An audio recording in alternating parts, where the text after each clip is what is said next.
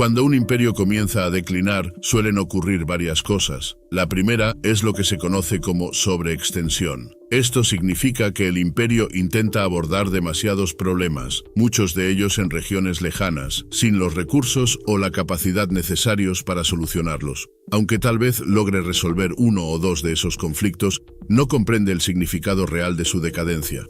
Ya no puede hacer todo lo que antes parecía posible. Quizás hace 20, 40 o incluso 60 años eso estaba dentro de sus capacidades, pero hoy ya no lo está. Creo que lo que estamos presenciando es el declive del imperio estadounidense, un proceso que sigue patrones similares al declive del imperio británico y de tantos otros a lo largo de la historia. Y una de las señales más claras de este declive es justamente esa sobreextensión. Pensemos en algunos ejemplos. En la década de 1950, los Estados Unidos se involucraron en la Guerra de Corea.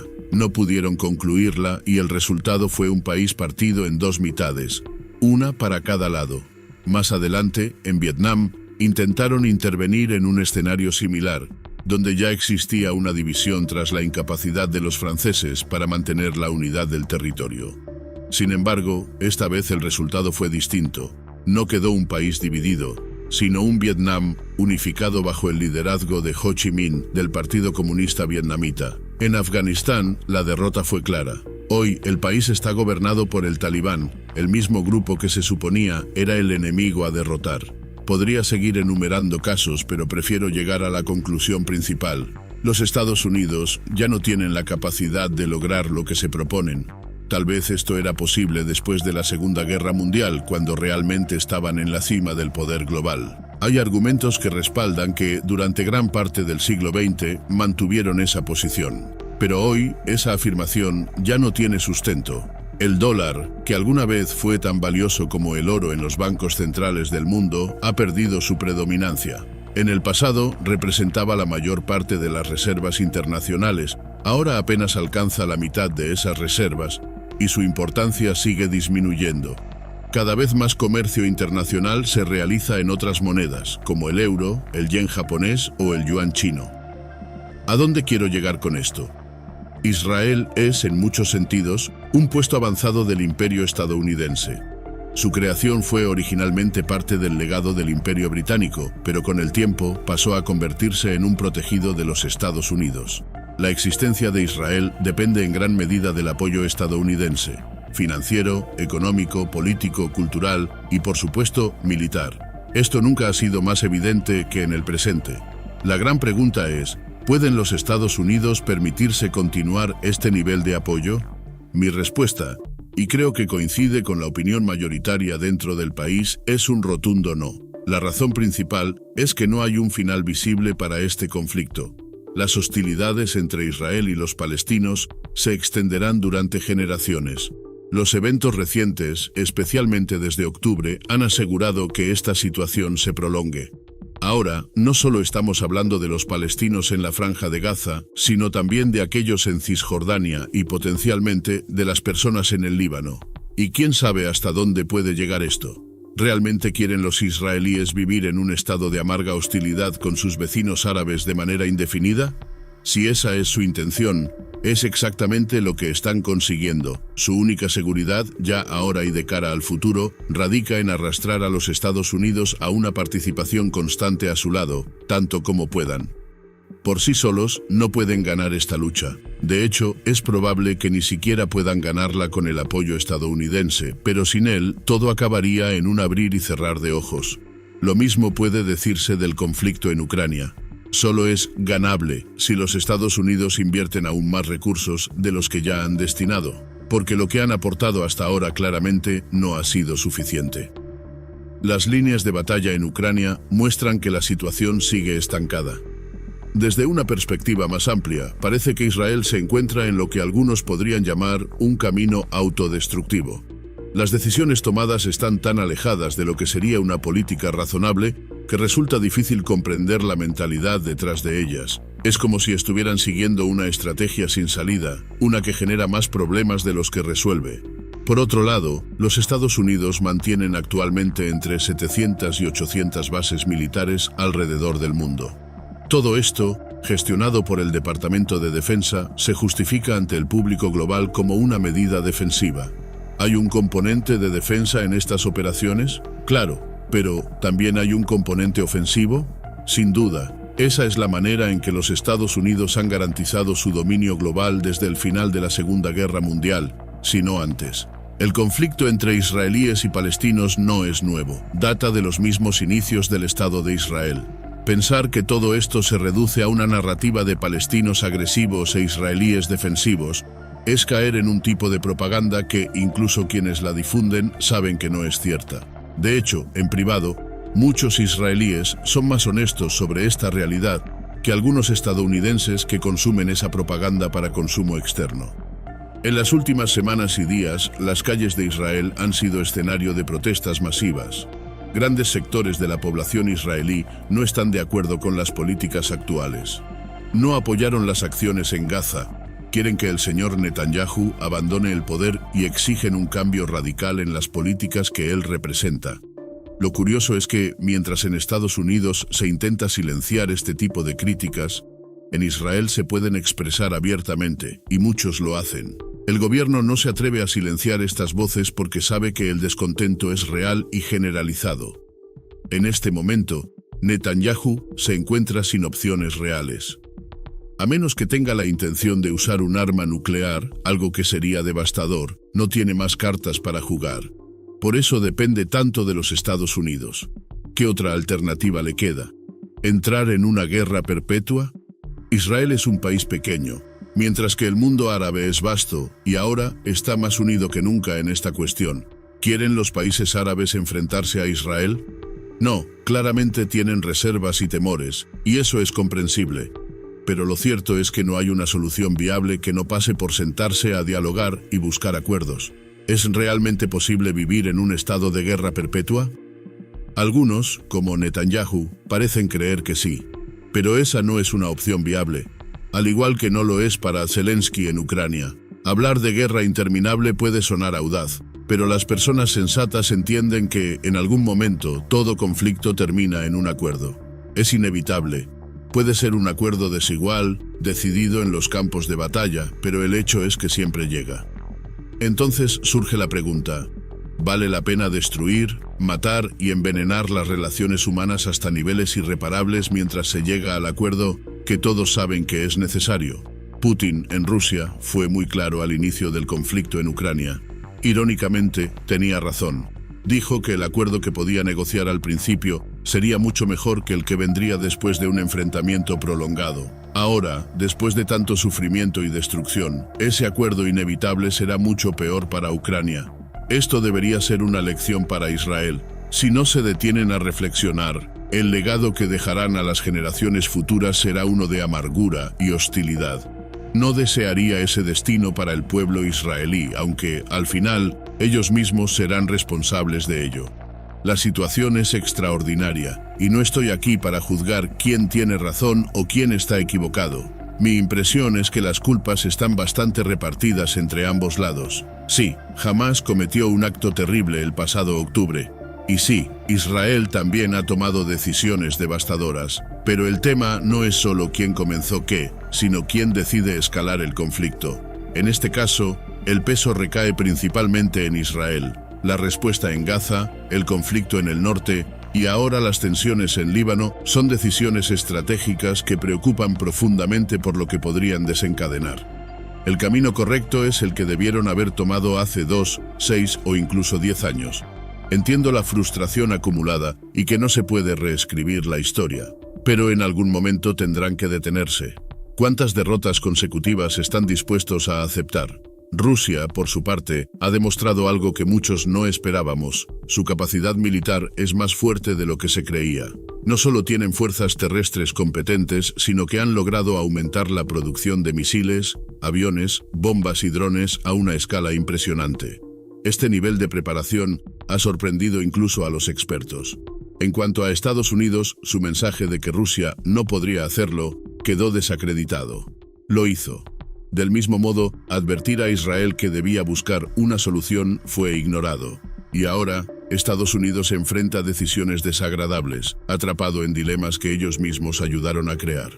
Si las fuerzas de defensa de Israel invaden Líbano, casi de inmediato habrá una condena casi unánime en las Naciones Unidas. Excluyendo a Estados Unidos, Israel y quizás un par de pequeñas islas del Pacífico, el resto del mundo votará en contra. Esto plantea un problema para Estados Unidos: cómo justificar su apoyo militar a Ucrania, argumentando que están en contra de las invasiones, mientras respaldan a Israel en un acto similar. El costo de esta contradicción para Estados Unidos es alto. Pero la solución no es elegir entre dos malas opciones. Imagina caminar por una calle desierta de noche. De repente, un individuo amenazante sale de un callejón y dice: «Tengo un arma y un cuchillo.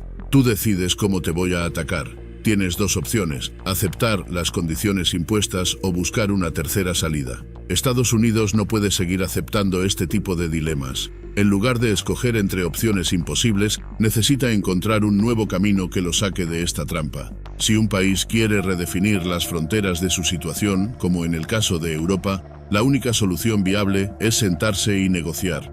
Lo mismo aplica para los israelíes y los palestinos. Entiendo que las negociaciones son complejas, pero recurrir a más conflictos armados no solo no es la solución, sino que es una estrategia que ya ha fracasado repetidamente. Insistir en este camino es como ese político que, frente a las críticas, decide redoblar los esfuerzos en las mismas tácticas fallidas. Las incursiones militares anteriores se justificaron con el mismo argumento que se utiliza hoy, que eran defensivas y que pondrían fin a las hostilidades. Sin embargo, nunca lo lograron. Los pensadores militares más lúcidos, desde Clausewitz en adelante, han entendido que la guerra no es más que política por otros medios. La historia muestra que las invasiones pasadas de Israel al Líbano, al igual que los conflictos con los palestinos, nunca resolvieron nada. Si se piensa que escalar aún más el horror resolverá lo que las escaladas anteriores no pudieron, entonces se vive en un mundo completamente desconectado de la realidad. Los países árabes están ganando fuerza económica y política. Esto es parte del cambio en la economía global, reflejado en su creciente participación en alianzas como los BRICS. Estos países están acumulando riqueza, capacidad y poder. Israel, por otro lado, enfrenta una situación cada vez más precaria. ¿De verdad se van a enfrentar al mundo entero? Este camino es un callejón sin salida. Si no retroceden ahora, se hundirán aún más en esta estrategia militar fallida. La economía israelí, si se puede llamar así, está en ruinas. Es un término vacío, como un conjunto nulo en matemáticas. No queda nada allí. Incluso si lograran una victoria militar, estarán perdiendo a largo plazo. Netanyahu y el gobierno de extrema derecha son en sí mismos un síntoma del fracaso de la política previa. La violencia no es la solución, nunca lo fue. Aunque tal vez los estrategas militares puedan excusarse por pensar así, el resto del mundo no debería seguir esa lógica. Es hora de que la cordura regrese, de que se den cuenta de que deben llegar a acuerdos.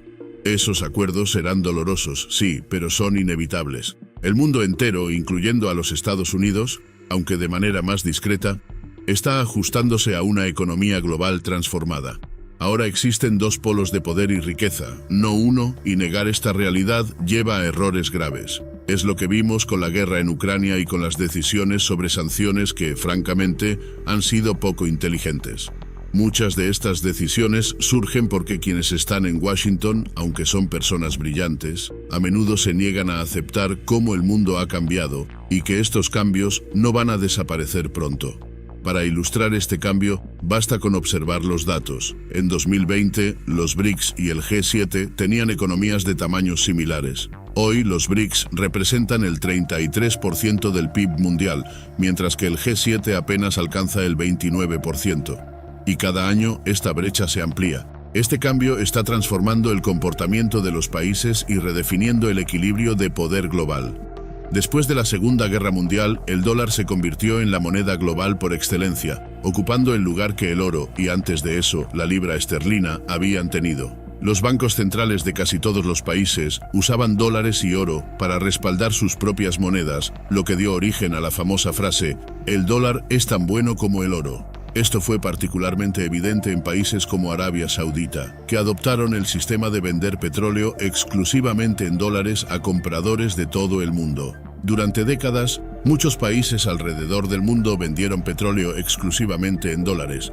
y luego estacionaron esas ganancias en bancos de Nueva York o en bonos del Tesoro de los Estados Unidos. Este sistema trajo enormes beneficios para Estados Unidos. Por ejemplo, el país podía pagar por bienes y servicios producidos globalmente, como vino francés, computadoras japonesas o cualquier otro producto, simplemente enviando dólares. A diferencia de otras monedas, esos dólares no regresaban a Estados Unidos para comprar bienes o servicios locales. Se quedaban en manos de esos países porque eran útiles para sus economías. Esto significaba que durante aproximadamente 50 años, Estados Unidos consumía los productos del mundo entero a cambio de pequeños pedazos de papel verde. Su moneda, que en sí misma no tiene valor intrínseco y cuesta prácticamente nada producir. Los beneficios de este sistema fueron incalculables. No se puede entender el bienestar económico estadounidense de los últimos 70 años sin considerar el papel del dólar como moneda global. Pero esto ha cambiado. Hoy en día, los bancos centrales de todo el mundo mantienen solo alrededor del 50% de sus reservas en dólares, una caída drástica frente al 80 o 90% que era la norma hace 20 años. El significado simbólico y financiero de esta transformación es inmenso, impactando mercados, consumo y economías globales. Ahora bien, hablemos de la inflación. Este término simplemente significa que los precios en general están subiendo. No todos al mismo ritmo, algunos pueden incluso bajar, pero la tendencia general es al alza. Entonces surge la pregunta, ¿quién determina los precios? La respuesta es clara, los empleadores. Cualquiera que esté escuchando o viendo sabe que, si eres empleado, nunca has sido invitado a una reunión donde se decidan los precios de los productos. Esa decisión la toman los dueños de las empresas, los consejos corporativos y los principales gerentes. En otras palabras, es un pequeño grupo de personas quien controla los precios. Según el Departamento del Censo de Estados Unidos, solo el 3% de la población son empleadores. El otro 97% paga los precios pero no tiene voz en cómo se determinan. Por lo tanto, en una situación de inflación no hay democracia. Es un sistema autoritario donde una pequeña élite decide los precios que todos debemos pagar. ¿Y por qué los empleadores suben los precios? La respuesta es sencilla: para maximizar sus beneficios. Ese es el objetivo de cualquier negocio. Entonces, la inflación ocurre cuando los empleadores ven una oportunidad de aumentar sus ganancias subiendo los precios. Esto significa que la inflación es un fenómeno impulsado por el lucro, que perjudica a la mayoría de las personas porque tienen que pagar más por lo mismo que antes costaba menos, mientras que beneficia a quienes controlan los precios, ya que sus ganancias aumentan. Cuando entendemos esto, queda claro que vivimos en un sistema económico que es el opuesto de una democracia. No decidimos colectivamente cuánto van a costar las cosas en las tiendas. Nunca lo hemos hecho. Tenemos una autocracia económica, donde una pequeña minoría controla los precios que todos debemos pagar. Cuando surge la inflación y las personas comienzan a quejarse, recurrimos a una institución creada para manejar este problema, el Federal Reserve, el Banco Central de Estados Unidos. Según su mandato, una de sus funciones principales es mantener la estabilidad de los precios. Por lo tanto, cuando hay inflación, ya sabemos que el Federal Reserve ha fallado en cumplir uno de sus objetivos principales. ¿Y qué hace el Federal Reserve? En los últimos 2 años, ha subido las tasas de interés. Pero para la mayoría de las personas, esto solo empeora la situación. Además de los precios crecientes de alimentos, servicios y productos, ahora tienen que pagar más en intereses de sus tarjetas de crédito o préstamos porque las tasas han subido. En resumen, esta solución agrava aún más el problema para el ciudadano común. No es cierto que aumentar las tasas de interés sea la única solución para combatir la inflación. Al actuar de esa manera, el Federal Reserve ignoró y evitó un debate esencial. ¿Cómo enfrentamos la inflación que ha sido impuesta por la clase empresarial? Si ese debate se hubiera llevado a cabo, quizás habríamos recordado algo importante. Permítanme refrescar la memoria. Un conservador republicano, Richard Nixon, enfrentó una inflación en su mandato y, el 15 de agosto de 1971, tomó una decisión radical que anunció por televisión. Dijo en términos claros: a partir de mañana, cualquier empresa que suba sus precios será perseguida. Los arrestaremos y los meteremos en la cárcel. Y lo mismo haremos con cualquier sindicato que intente negociar un aumento salarial. Declaró lo que llegó a conocerse como un congelamiento de salarios y precios. ¿Funcionó esta medida? Absolutamente. Detuvo la inflación casi de inmediato. ¿Requirió aumentar las tasas de interés? Number eligió una política alternativa. Sin embargo, vivimos en un país que hoy actúa como si no existieran opciones. Se nos ha hecho creer que aumentar las tasas de interés es el único camino aceptable para detener la inflación. Para personas como yo, permítanme decirles, fue un momento sorprendente. Incluso estando acostumbrado a estas dinámicas, me quedé perplejo. Permítanme agregar una nota personal. Obtuve mi doctorado en la misma escuela de posgrado que Janet Yellen, bajo los mismos profesores y estudiando los mismos libros en la Universidad de Yale. Así que sé con certeza que ella conoce las mismas herramientas que yo sobre inflaciones, tasas de interés y congelamientos de salarios y precios, herramientas que han sido utilizadas en numerosos países a lo largo de décadas. Tenemos abundante experiencia sobre cómo funcionan estas políticas, pero vivimos en un país que, en gran parte, se niega a enfrentar sus problemas económicos reales. Hace unos años, tuvimos escasez de productos esenciales.